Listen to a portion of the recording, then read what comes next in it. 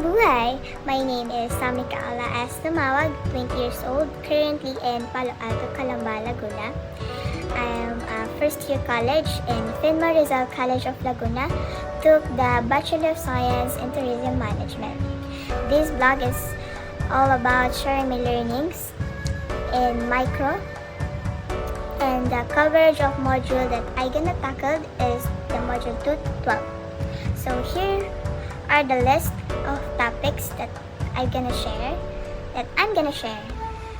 First, we have the psychology of tourism, the sociology of tourism, tourism and culture, transportation and travel evolution, history of accommodation, classification and organization, management of the lodging establishment, history of food and beverage industry, management of food and beverage, and lastly, the recreation and leisure. Okay, the first module that I'm gonna tackle is the module 2. Okay, module 2, it contains the factors that motivate people to travel and the characteristics of travelers. As I mentioned, we have those factors that motivate the travelers, such as the physical motivators, cultural motivators, and the interpersonal motivators. We have also the characteristic of travelers. We have business travelers and the personal travelers. Module 2, it discussed here the difference between needs and wants. Want is awareness. This awareness must be accompanied by motivations. Also, the pull and push model that explain the forces of human motivators. Let's proceed in Module 3. In Module 3, we have the sociology. It discusses here the social nature of travel. Also, the English poet John Donne is famously wrote that no man is an island, which means that no one is truly self-sufficient. It contains the socio-economic variables such as age, education, life in stages of the family, income, and social status. Also, it outlines the preferences of international tourists. We have the relaxation versus activity, family versus novelty, dependence versus autonomy, and the order versus disorder. Lastly, the types of tourist roles we have the organized mass, individual mass, the explorer, and the drifter. Let's proceed in Module 4. It contains the effect of cultures in travel and discuss the importance of cultures in travel, and it analyzes the cultural and factors which appeal to tourists. First is the culture shock. It's the lack of understanding and inability to communicate with the host culture can lead to culture shock for the tourist.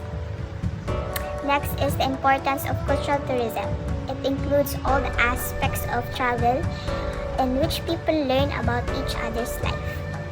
Lastly, the cultural factors with tourist appeal such as art, music and dance, handicraft, industry and businesses, agriculture, education, literature and language, science, government, religion, food and drink, lastly the history. Module 5. It outlines the transportation and travel evolution. It traces the evolution of transportation and travel and the selection of the transport modes. First, let's define the transportation. Transportation, it is the movement of goods and persons from place to place, and the various means by which such movement is accomplished. Okay, here are the transportation and travel has undergone many changes.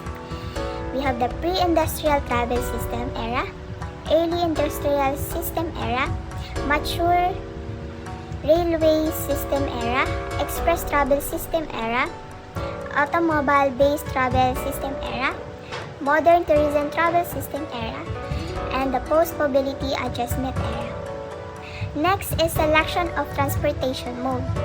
Here are the different reasons why people select one transportation mode over another for the business and pleasure trips. It's because of cost, travel time, safety, convenience, comfort, availability, frequency of trips,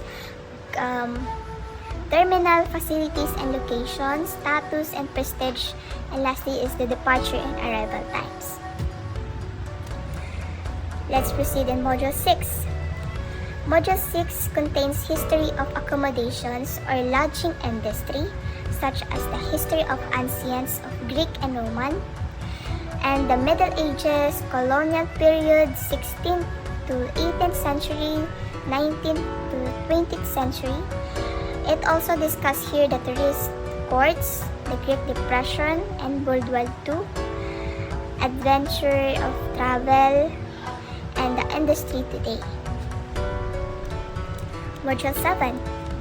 We have Module 7. It contains the classification of hotels according to different categories. And it discusses the organization, explains the function, and primary market. We have the convention hotel, commercial hotel, resort hotel, casino, extended stay, center, resorts, highway, airports. And also, it approached the star quality and organization of the lodging and also the article of sample chart for a hotel. Next, the Module 8. Here in Module 8, we have the management of the lodging establishments. In this module, it let us to identify the different department of lodging establishment and also discuss the organization and management of different department of accommodation establishments. We have rooms division, food and beverage division, human resources division, sales and marketing, security, engineering, and lastly the accounting or finance. Okay, let's proceed in Module 10. As we move forward in Module 10, it is the history of food and beverage industry and the different types of food services establishment.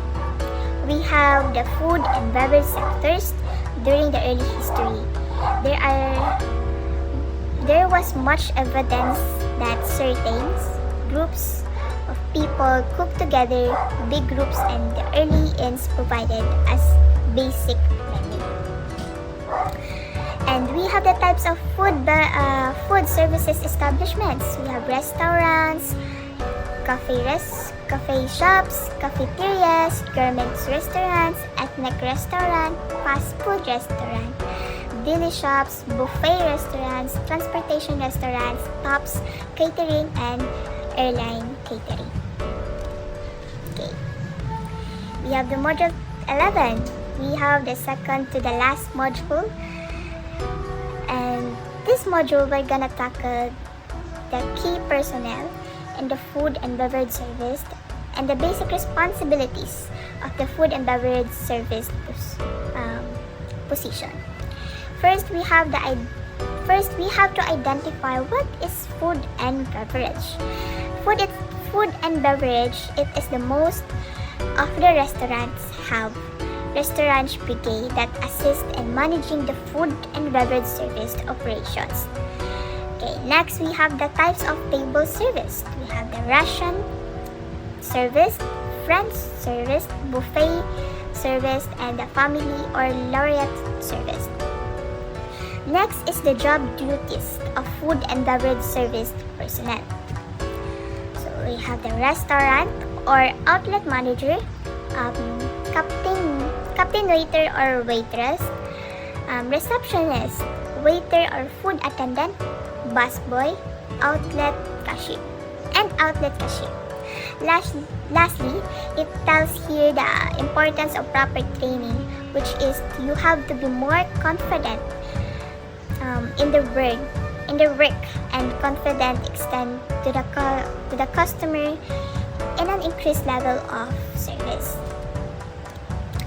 So last module that I'm gonna share with you is all about it's a module 12. It is the recreation and leisure. It is the term often used in changeability, both related to what people choose to do in their free time. So it also includes in this module the factors of promoting growth and recreation, and also the type of organized recreation, also the two major recreation service components, and lastly the challenges on facing the recreation and leisure services field. So that was the last part of our module, which is the module 12, and